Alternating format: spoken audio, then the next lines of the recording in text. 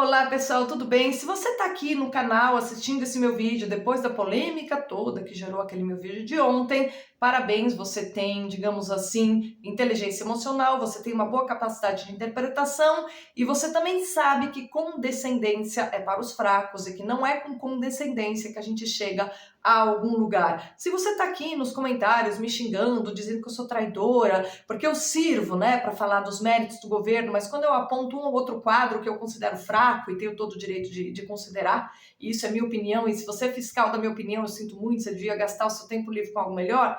Se você é desse perfil, tá aqui de novo, eu vou te dar mais uma oportunidade de você me xingar nos comentários para satisfazer, assim, a sua vontade, né, a sua ânsia em ser fiscal da opinião alheia. Hoje, nesse vídeo, eu quero simplesmente falar sobre a função da crítica. Porque se você é uma figura pública, saiba que você vai receber críticas todo dia.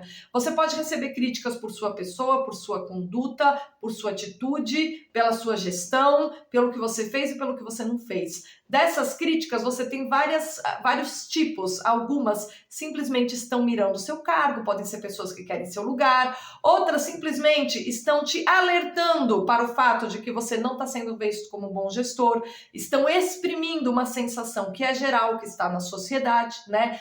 São aquelas críticas que é útil a gente ouvir porque a gente consegue corrigir rumo, né? E outras críticas são simplesmente fundadas na sua incapacidade de ter decoro e realmente ser alguém que está correspondendo ao que o cargo político em que você está exige, tá? O próprio Bolsonaro, ele é muito alvo disso, porque várias vezes quando ele fala com os apoiadores no cercadinho, uma série de coisas que muita gente já falou, né? Ele acaba colocando alvo nas costas, tá? Isso é ruim para ele, isso é ruim para o governo, isso é ruim para a direita civil, mas ele faz, tá? As pessoas criticam e ele pode ouvir ou não ouvir. Isso depende dele, tá? Isso é algo que ele pode absorver ou não, né? Como ele é um cara extremamente forte, ele é criticado o dia inteiro por muita gente e ele segue firme ali, sendo como ele acha que ele deve ser. E pode haver o risco de perder a eleição ou pode simplesmente conquistar mais apoiadores. Isso a gente vai saber em outubro desse ano. Tá? De qualquer maneira, a função da crítica por parte daqueles que não estão no poder é simplesmente manifestar a sua percepção do que está sendo feito em nome do rumo, do destino de uma nação a qual essa pessoa pertence. Então, não tem nada demais em você tecer críticas. E aquele que está no poder deve saber que ele vai tomar pedrada na vidraça o tempo todo. Eu aqui, quando eu abri esse canal de YouTube, vocês que me acompanham devem já ter lido a quantidade de coisas que saem aqui nos comentários. E assim, sobretudo quando eu falo dos méritos do governo, né? Nunca testei, nunca vi. Quando eu faço uma outra crítica ao governo, eu nunca reparei, assim, se a esquerda vem aqui me parabenizar, porque não vem. Tá, não vem. O que eu reparo é que algumas pessoas que acham que criticar é proibido, né, e que a gente tem que pedir autorização para dizer o que a gente pensa dos outros, ficam irritadinhas e saem aqui me xingando e chamando de traidor e etc. Eu já fiz críticas diversas vezes e vou continuar fazendo, tá? Ai, mas a gente tá em ano eleitoral, isso é perigoso. Não. O que é perigoso pro ano eleitoral é a gente repetir as besteiras que aconteceram em 2020 e todas elas estão sendo repetidas. Então prepare-se psicologicamente, sim, porque a direita pode perder essa eleição. E pode perder essa eleição não porque um ou outro youtuber, um ou outro influenciador chama a atenção sobre um ponto que não está claro ou sobre um ponto que parece estar sendo mal gerido. Não é por essa razão que haverá perda de eleição. Não é por causa de crítica interna. Crítica interna não gera perda de eleição. A crítica interna mal absorvida simplesmente gera um estremecimento na relação de confiança entre base de apoio e governo. Ou seja, toda vez que qualquer figura do governo recebe mal qualquer crítica e se comporta de maneira infantil quando recebe qualquer crítica, o único risco que ele corre é de fazer com que o governo como um todo perca mais um apoiador. Então é isso que acontece. Agora, isso não interfere nem no voto daquele que critica, porque eu sei muito bem quem eu vou votar em outubro. Quem que serão os candidatos? Moro, Lula e Bolsonaro? Tá, vou votar no Bolsonaro. É quem a gente tem, é quem a direita civil tem, acabou. E isso para mim é um ponto pacífico, eu não preciso ficar explicando aqui. Eu não preciso ficar dando satisfação. Eu sei quem eu sou e eu sei o que eu vou fazer no dia que eu tiver com a urna na minha frente. Tá? Eu tenho muita clareza disso, muita tranquilidade. Não significa que eu tenha que dizer aqui que eu acho a gestão Mário Frias maravilhosa, tá? Agora, olha que ponto interessante. Eu não sou uma pessoa condescendente porque eu acho que condescendência é para os fracos. O fato de eu ter feito esse vídeo ontem e um monte de fofoqueiros de plantão e etc., a terem saído correndo para mandar pro pessoal da cultura o vídeo que eu fiz, dizendo, olha, mais um ataque, né? Provavelmente pessoas que nem viram até o fim, viram um pedacinho e já acharam ruim, ou quiseram criar confusão, porque gostam de soltar veneno, fez com que o Mário Frias fosse lá no Twitter e listasse, né, tudo que a cultura teve que fazer. Então ele listou os fatos concretos que a secretaria fez, né? Eu ainda não comparei aquilo com gestões anteriores para ver em que medida isso se deve a ele, isso se deve aos proponentes, etc. Eu simplesmente recebi ligação de uma pessoa que está na Secretaria de Cultura e que falou, olha, Bruna, eu vou aproveitar essa oportunidade que você lançou esse vídeo para te dizer algumas informações que não chegaram até você, tá? E no vídeo de ontem, eu, por uma questão de etiqueta, não comparei a gestão das duas figuras que eu comentei aqui com o belíssimo trabalho que o Rafael Nogueira, que aliás foi indicado pelo Roberto Alvim, e cuja indicação eu defendi e elogiei desde o início, quem acompanha meu trabalho sabe, né? Assim que o Rafael Nogueira foi indicado, a imprensa foi para cima dele. E ele foi muito bem nas entrevistas, e eu escrevi um artigo, assim, elogiando, falando, nossa, caramba, puta indicação boa, esse cara vai ser um ótimo, vai se dar super bem na BN, né? E se deu, e foi bem, fez uma boa gestão na Biblioteca Nacional, e ninguém viu ele brigando aqui e ali, né? A gente simplesmente viu uma gestão boa. E eu não fiz essa comparação justamente para evitar constrangimento, porque agora ele vai lá para a Secretaria de Cultura ocupar uma outra pasta. Eu sempre elogiei o trabalho dele, porque ele é um cara muito bom. Então, quem leu o meu vídeo de ontem como uma crítica ao governo Bolsonaro tem sérios problemas de interpretação, tá? E aí eu recomendo que vocês assistam de novo, porque eu sim critico o tipo de conduta que tem essas duas figuras comparadas com o que eu avalio como inação da secretaria, né? E aí uma pessoa que está dentro da secretaria me enviou, né, me ligou para falar quais foram as realizações e eu disse, você consegue organizar tudo numa comunicação institucional e me enviar? Porque se eu tivesse essa comunicação, talvez eu tivesse feito um vídeo falando sobre as realizações da secretaria, mas a gente não tem essa informação. O que a gente tem são picuinhas no Twitter. É um tipo de comportamento eleitoreiro mesmo, de quem já está em campanha, por parte, né, do Mário Frias e do André Porciúncula. E assim, tudo bem eles estarem em campanha, como eu falei no vídeo de ontem, tomara que ganhem como deputados, querem ser parlamentares, excelente, tá? Agora, por que eu tenho que aplaudir? Por que eu tenho que dizer que isso é maneira de você ser um quadro no governo?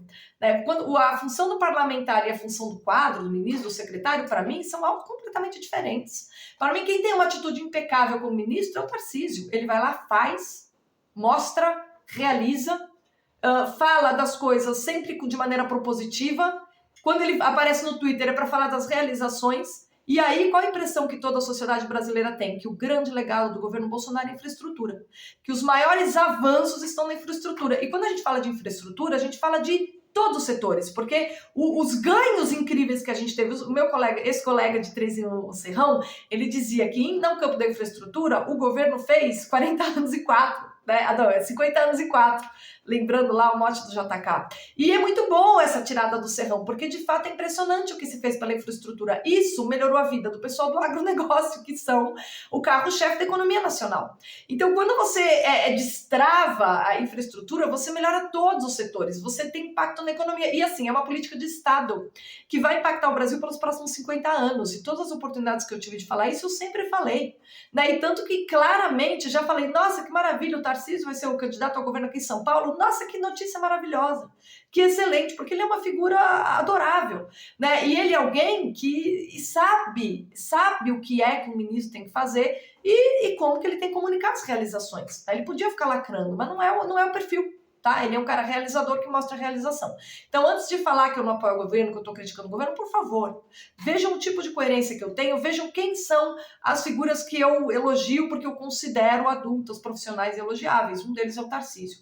Aliás, em 2019, eu lembro que eu escrevi um artigo para minha revista chamado Tarcísio, um ministro impecável, porque eu acho que ele é um modelo de conduta de como um ministro de Estado se comporta, porque ele é quadro, ele não é parlamentar, ele não tem cargo eletivo. Eu entendo a combatividade do Bolsonaro, mas os ministros têm que ter uma outra atitude, tá? Por quê? Porque eles estão lidando com quadros, com concursados, com gente que está ali, com gente disputando orçamento, com um bando de gente querendo derrubá-los, né? Ou eles vencem pelo trabalho, ou eles correm o risco de sofrer o desgaste pelo excesso de críticas, ou simplesmente não ficarem lá porque o presidente percebeu que não foi uma boa aposta, né? Então esse é o ponto, tá? É importante que qualquer pessoa que seja um quadro de um governo saiba lidar bem com as críticas. Quero dizer também que o Rafael Nogueira, diante do meu vídeo de ontem, que eu sei o trabalho brilhante que ele faz, mas eu não mencionei pelas razões que eu já descrevi, ele me enviou todas as realizações na Biblioteca Nacional pelo Bicentenário da Independência, e eu conhecia.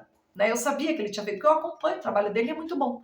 Então, olha a diferença de atitude. Quer dizer, o Rafael Nogueira, vocês sabem que o Ítalo Marcilli tem um negócio, tem uma metáfora ótima, que ele fala, cara, sem seguro, você fica desesperado com a opinião dos outros, você não consegue aceitar, então muita gente fica brava, tá, com essa dica que ele dá, mas eu entendo e eu acho muito engraçado. Que ele fala, faz o seguinte, saia da sua casa, vá pro meio da rua, cague nas calças. É pesada essa imagem, mas é boa, porque no fundo o que ele tá falando é ensinando as pessoas a serem seguras.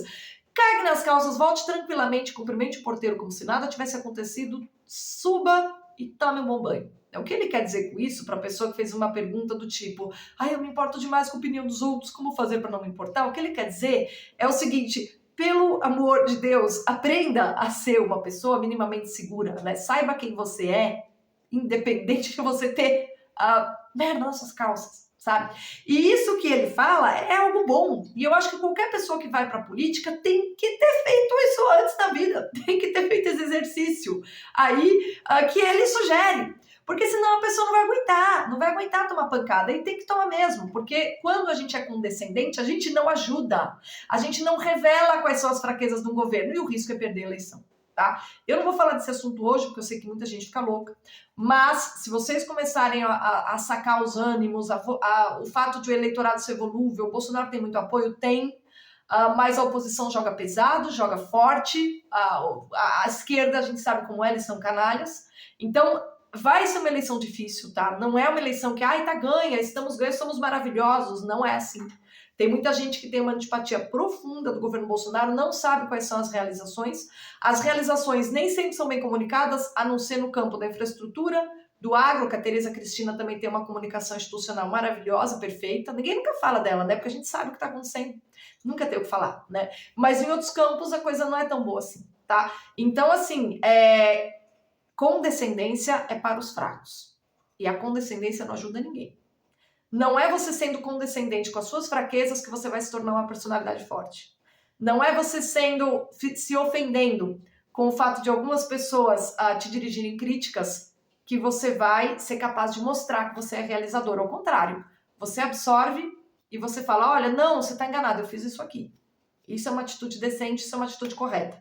Agora, todos vocês que acham que chamar atenção para qualquer fraqueza de um governo qualquer, seja jogar pedras, revejam a atitude de vocês. Porque a esquerda, ela perdeu a popularidade, ela perdeu a capacidade de mobilizar a sociedade brasileira no momento em que ela se fechou às críticas.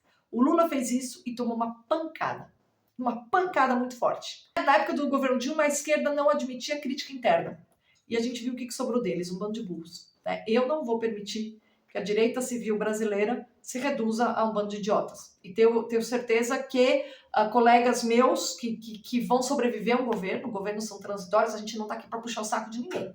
A gente está aqui para dizer quais são, de verdade, os princípios próprios dos conservadores e de que maneira e por que as pessoas que seguiam por princípios conservadores devem estar na política e vão equilibrar para o bem a política nacional. Tá? Essa é a nossa função. A gente não está aqui para puxar o saco de ninguém.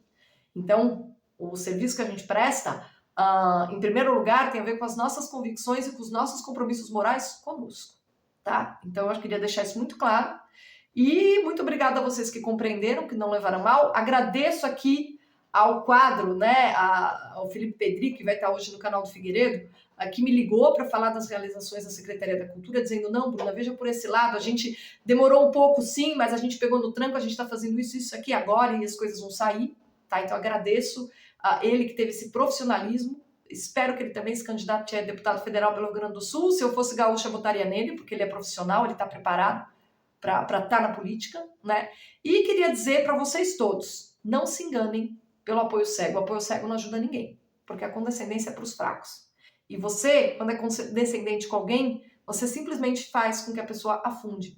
Se toda a base de apoio do Bolsonaro tivesse sido crítica e corrigido os rumos do governo desde o início, quem sabe a taxa de aprovação não seria mais alta hoje, né? Quem sabe se a absorção das críticas, se ela não tivesse sido melhor, os rumos não teriam sido corrigidos antes. A gente perdeu as eleições de 2020 e a gente corre o risco de perder essas eleições.